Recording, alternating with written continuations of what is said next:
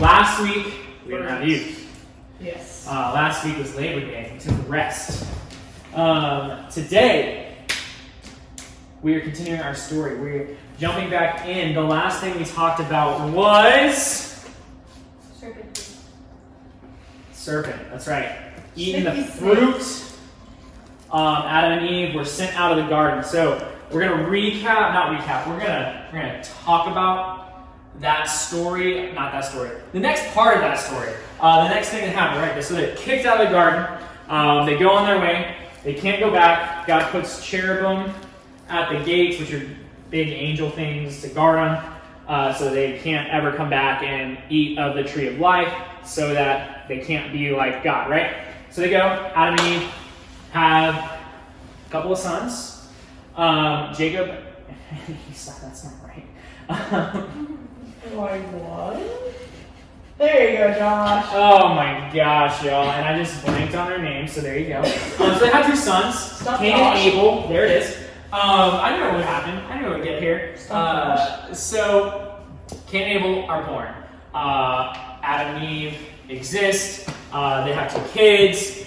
The reason they have two kids, right? Remember, the ground is cursed. God didn't curse the ground. God made it harder for Adam and Eve to eat. They had to till, they had to farm, they had to get the earth moving so that it would grow things.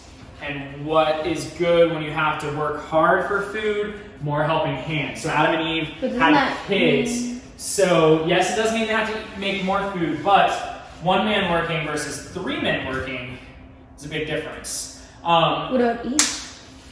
She's a lady. You really think she was working in the field? field? He's not dead. Think she's been working in the field in this book? Yes. We talked about this. This thing is old. And sexist? It's not sexist. It's how it was. I didn't say I agree with it. It wasn't sexism back then. Back then it was just norm. But now we consider it sexism. Right. Feminism caused sexism. As you're talking to a bunch of women. Hey! It's true though, right? Like, yeah. Anyway. Yeah. So, was it sexist? Because that's how it was. We have to remember the context of the story that we're looking at. I didn't say Eve wasn't. I didn't say that she wasn't allowed to, which she probably wasn't recommended to. But anyway, she was back at the house working, doing a different type of work, keeping the house kept up and cooking, because cooking took all day. Right, they had to make fire, and they had to keep the fire going, had to collect wood so the fire was going so that she could cook the things. Anyway, I digress. Adam and Eve, Cain and Abel, they exist. Have two sons, help in the field.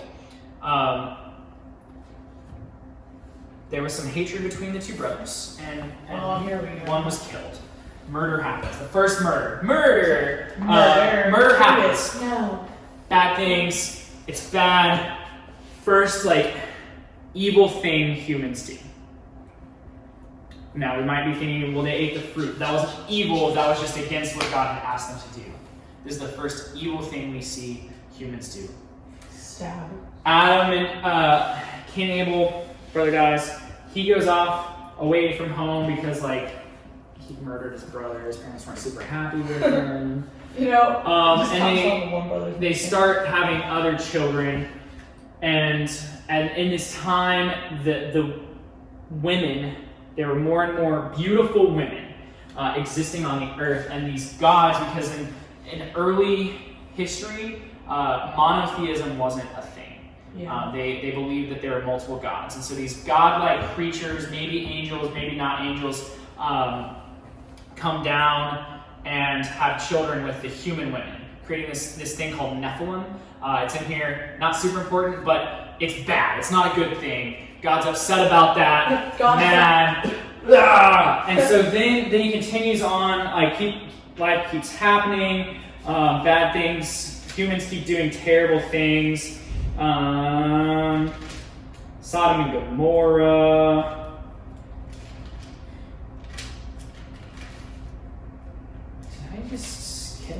I think I skipped us ahead a week. Yeah, classic Josh. Josh is like, can I read? Apparently I can't. To be fair, I misread Venice. No, we're good. We're good. We're good. So, bad things are happening, right?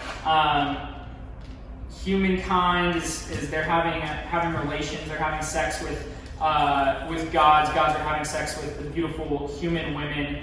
God is upset with the humans, and so he has to fix it. God sees that this wickedness, that humankind is wicked, and so he has to do something about it. So this is chapter 6 of Genesis. When people began to multiply on the face of the ground, and the daughters were born to them, the sons of God saw that they were fair, and they took wives for themselves. And all that they chose, then the Lord said, my spirit shall not abide in mortals forever, for they are flesh. Their days shall be 120 years. Nephilim were on the earth in those days, and also afterwards, when the sons of God went into the daughters of humans, who bore children to them. These were the heroes that were of old, warriors of renown.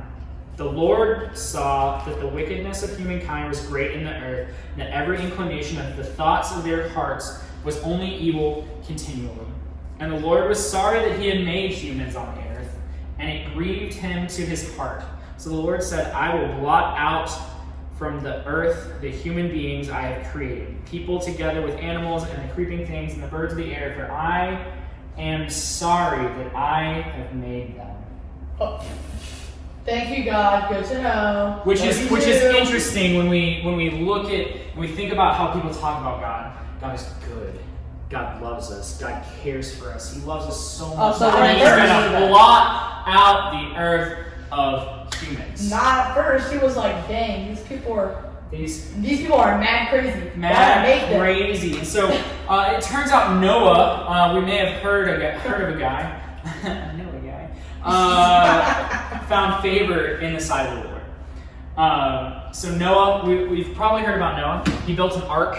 God commanded him to build an ark, and looked like he was insane for building this thing because he was doing it like on his own with his family. No one else understood why he would be doing this thing, but God commanded him to build this ark.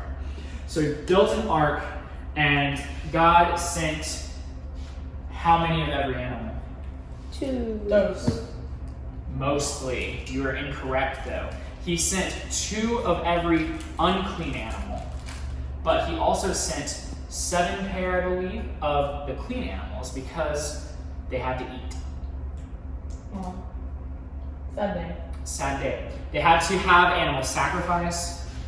So that's added a little bit later afterwards when it's happening. But they had to eat, and they had to eat the clean animals. So there were more animals on the ark than we think that there were. The ark was very large. These numbers don't super mean anything to us. They're cubits, but massive. So just centimeters per cubit by 400. This ark is built, and God then sends the rains. Rain. Are we drawing again? So More beautiful drawing. I need y'all to remember this as we look at this story. Chapter 7, the Great Flood. Then the Lord said to Noah, go into the ark, you and all of your household, for I have seen that you alone are righteous before me in this generation. Take with you 7 pairs of all clean animals, the male and its mate, and the pair of animals that are not clean, the male and its mate. The 7 pairs of the birds of the air, also male and female, and keep their kind alive on the face of all the earth. For in 7 days I will send rain on the earth for 40 days and 40 nights, and every living thing that I have made I will blot out from the face of the ground. And Noah did all that the Lord commanded. Noah was 600 years old when the flood of waters came on the earth. Noah and his sons and his wives, and his sons' wives into the ark to escape the waters of clean animals and unclean animals. Blah, blah, blah.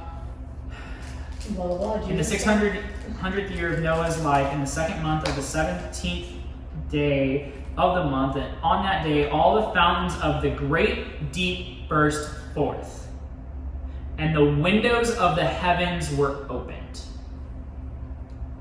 I'm going to say that again. Keep this in mind. Remember how creation happened.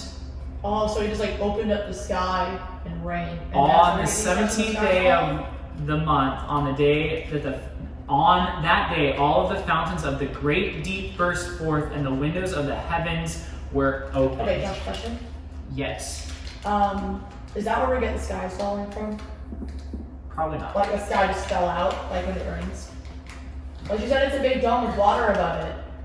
Right. So you know, God was just like, let's just poke a hole in that. So yeah, so exactly. The heavens, the holes in the heavens opened, and the water rushed in.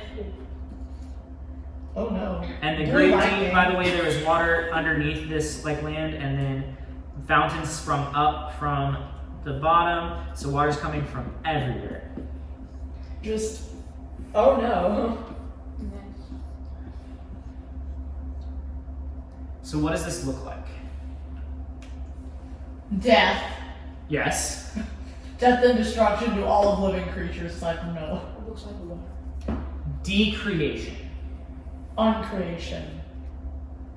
God decided that he needed to uncreate, literally erase everything and have decreation. It's important to note that decreation is happening because this is a story about this great flood. And their understanding of the world, right? Like this was all of their world. They didn't know the earth was round yet. They didn't know that America existed. They didn't know that even probably that India existed. So all of their world was flooded. And we know that the Great Flood happened because almost all, there's like history books that have it. Other religions have a flood story. Like a flood in this area happened for sure. But we know that like the whole earth wasn't flooded.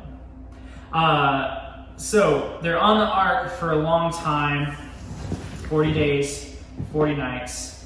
The waters kept raining and kept coming down. It seemed like it was never going to end.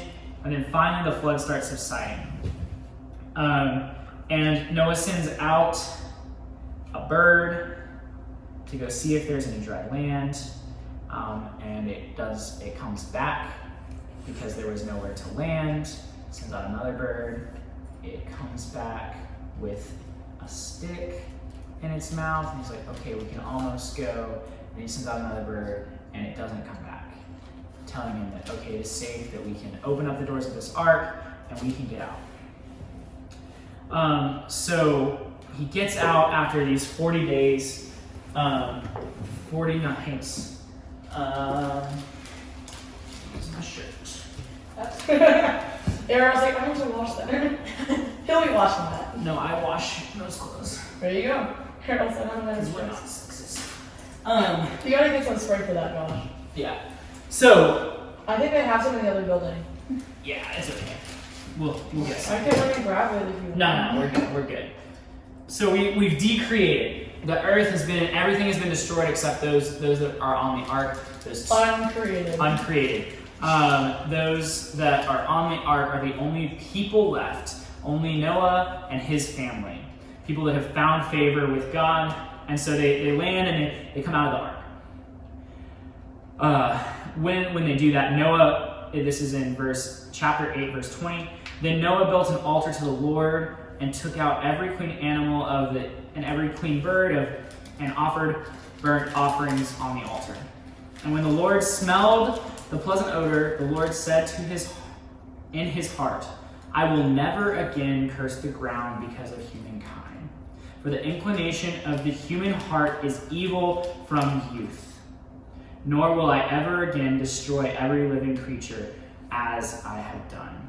As long as the earth endures, seed time and harvest, cold and heat, summer and winter, day and night. So God blessed Noah and his sons and said to them, be fruitful and multiply and fill the earth.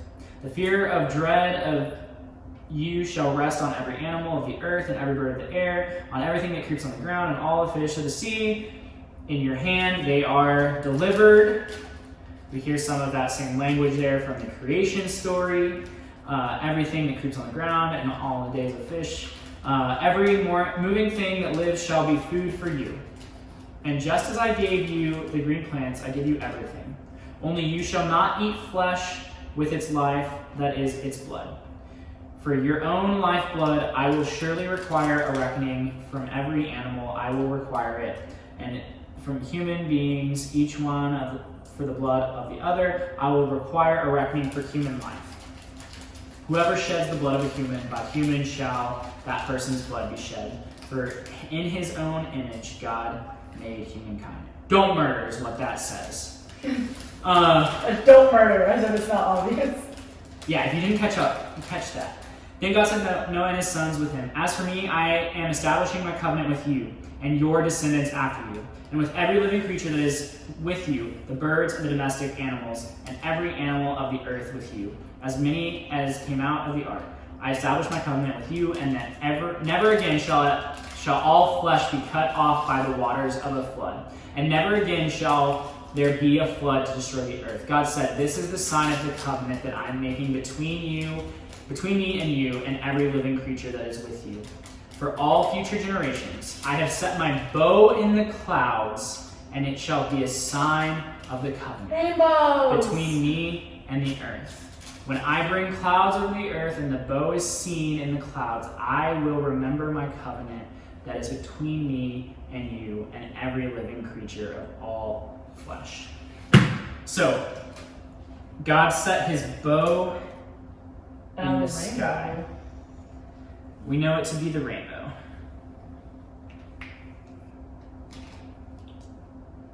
I'm not going to make it right, so deal with it. That one didn't even work. So he set his bow in the sky. He hung his bow. This has imagery, right? We see it. We've literally seen rainbows. If you haven't, you should go see one. Go see a double rainbow. Go see a double It's rainbow. gorgeous. Science is amazing. So this is another one of those stories that like might be explaining why there is a rainbow after rain. This could be a story from history that was passed down. Like, hey mom, what's that? And they told this story to explain why this beautiful thing of rainbows that hangs in the sky comes after rain. But even more than that, what happened when God made it rain for 40 days and 40 nights? Death. Death. So much death. We could say that God attacked humans. God killed them intentionally because they were evil. So he hung his weapon. If you have a bow and arrow and you hung it on the wall, you wouldn't hang it by the string. You would hang it like this,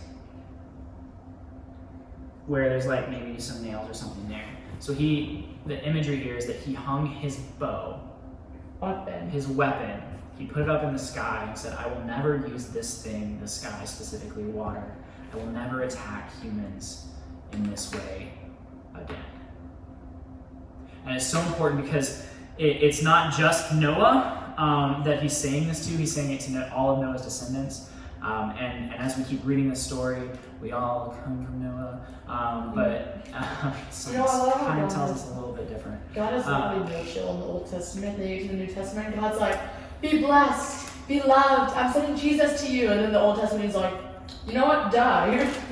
Yeah, God has a different temperament, it seems, in the Old Testament, and that's something like that's part of what we're doing is walking through our story and seeing how this changes. Is it the same God? Because like you said, the attitude seems so drastically different when we get to the New Testament. I feel like he didn't do his homework and did the test, wiped out all of humankind, and was like, you know what? I'm not gonna do that next time. But ultimately, he realized as he's going that death isn't the answer because we will never be perfect. See, even God knew that we sucked so much that we could never be exactly what God was gonna want. And so he hung his bow up to promise to love us, to care for us. And as we continue on in our story in the coming weeks, we're going to see more and more about how God is a loving God, about how God may seem like he's got anger issues in the Old Testament, may seem like he is mad at humans, that he cares deeply for us. We already kind of, spoiler alert, know how much he cared for us because he did send his son to die. Spoiler alert, in case you Big didn't know. spoiler there. Jesus dies in the end. And it's interesting to see that his initial thought was to kill everybody, but he realizes that everybody will never be perfect. And instead, he will, in the New Testament, have his son killed to take care of that issue for us. I'm excited to keep diving into our story in the coming weeks.